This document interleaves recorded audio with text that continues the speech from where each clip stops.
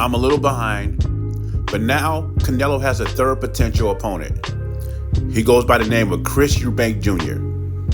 Now, at this point, I think Canelo's trolling. Unless Canelo is looking for a stay busy fight and the next fight he has is going to be a big one, meaning Crawford or Benevidez. Besides that, there's no reason to fight Chris Eubank Jr. I think he's fought at super middleweight once, maybe twice, and he was knocked out by the guy Canelo knocked out, Liam Smith. I don't think the fight makes a lot of money. Chris Eubank Jr. is not as good as his father. Let me say that in a different way. Chris Eubank Jr. is not good at all. If Canelo gets in the ring with a Chris Eubank Jr., a Jamal Charlo, it's a tune-up for something bigger. I can understand the Berlanga-Canelo fight because that's basically Mexican against Puerto Rico, even though Berlanga is not from the islands, right? But it has history behind it. Even though that's a big mismatch in my mind as well. At least Berlanga is a legit 168-pounder. So I am not believing that Chris Eubank Jr. will get a shot at Canelo Alvarez. Now, when it comes to Terence Crawford versus Canelo and then Benevidez versus Canelo, which is the tougher fight?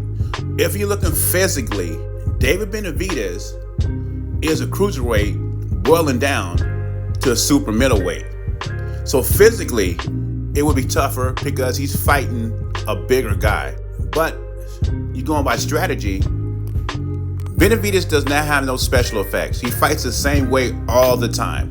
It's nothing to figure out. He's gonna come in, he's gonna throw a lot of punches. He's not a big puncher. He beats up fighters with volume. And plus, he's bigger, the bigger guy at 168. The advantage he did not have at 175. That's why he's moving back down to 168. If Benevidez fights Canelo, and I hope he does, the disadvantage he's going to have is he's going to have to make adjustments. And I don't think Benevidez has the ability to make adjustments because he has never fought the fighters that forced him to make adjustments. All the fighters he have fought have been tailor-made for him.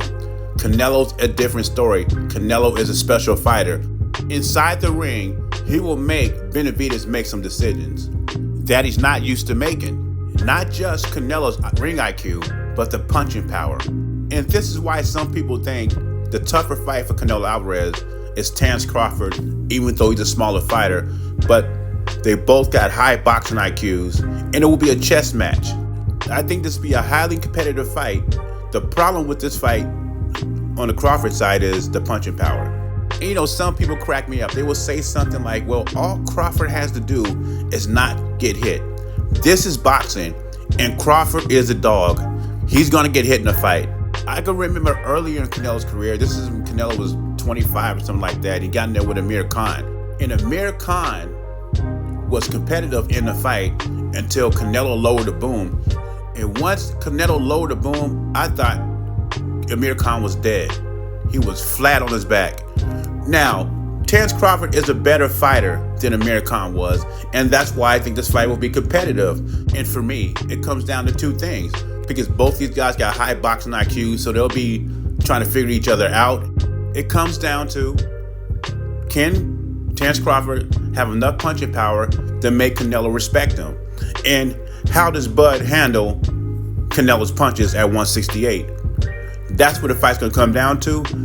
And other than that, yeah, Terence Crawford has the ability to be a tougher fight for Canelo than Benevidez. I'm picking Canelo to win both fights, but I think Crawford does have the ability to be the tougher fight for Canelo. It depends on those two things for me. His punching power and his resistance. Now, I'm not saying he will be the tougher fight, but stranger things have happened in boxing. Anyway, leave your thoughts and comments below. JBZ, I'm gone.